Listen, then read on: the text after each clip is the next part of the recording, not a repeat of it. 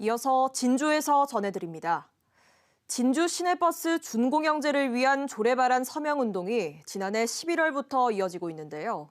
시민단체는 다음 달 4일까지 진주 시민 10,000명의 서명을 받아 주민발안을 본격적으로 진행할 예정이지만 난항이 예상되고 있습니다. 김효경 기자입니다.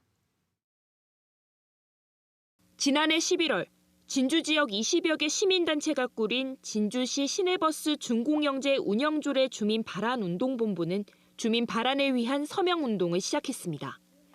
같은 해 3월과 5월 시내버스 지원 방식 개선을 진주시에 2차례 요청하는 데 이어 직접 조례 제정에 나선 겁니다. 현재 진주시는 총액 표준 운송 원가 제도에 따라 버스 운행 원가만큼 보조금을 지급하고 있습니다. 운동본부는 이렇게 해마다 쓰이는 예산만 200억 원이 넘는데 관련 조례가 없는 건 문제라고 지적합니다. 예산을 쓰면서 관련 조례가 없다는 거, 그것은 분명히 문제가 있는 것이고 걸맞는 법을 만드는 것이 저는 집행기관으로서의 책무라고 생각하거든요. 시내버스 준공영제 운영조례 주민 발안을 위해 필요한 서명 인수는 4,100여 명입니다.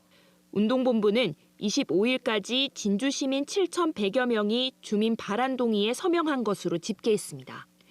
앞서 지난해 9월부터 시내버스 준공영제가 시작된 창원시는 창원 시민 1,500명을 대상으로 조사한 결과 74%가 긍정적이라고 답했습니다. 하지만 진주시는 준공영제보다 세금이 적게 들어가는 총액 표준 운송 원가 제도가 운영되고 있고 준공영제 효과도 거두고 있어 조례가 필요하지 않다는 입장을 바꾸지 않고 있습니다. 운동본부는 다음 달 4일 서명운동을 마무리한 뒤 8일 서명을 진주시 의회에 제출하면서 주민발안에 본격적으로 나서게 되지만 진주시와의 견해차는 좁혀지지 않고 있습니다. KBS 뉴스 김효경입니다.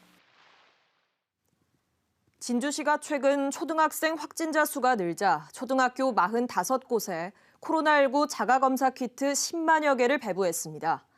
자가검사 키트를 받은 학생은 키트를 활용해 스스로 검사를 진행하고 양성일 경우 선별진료소에서 유전자 검사를 받아야 합니다. 대한항공 계열사인 진에어가 내일부터 사천공항에서 사천 김포 노선을 하루 2차례 운항합니다. 사천 김포 노선에는 현재 지난해 9월 하이에어가 취항해 매주 23편이 운항하고 있습니다. 진에어가 내일부터 취항하면서 국정원과 경찰, 부산지방항공청 등은 보안 검색과 테러 등에 대해 특별 점검을 마쳤습니다. 통영시와 남해군이 통영 욕지해역에 추진 중인 해상풍력발전소 공유수면의 관할권을 둘러싸고 갈등을 빚고 있습니다. 남해군은 통영시가 욕지풍력 주식회사에 공유수면 점용 사용 허가를 내준 위치는 남해군 상주리 동쪽 약 1km 해역으로 남해군과 사전 협의 없이 행정 처리를 했다며 반발하고 있습니다.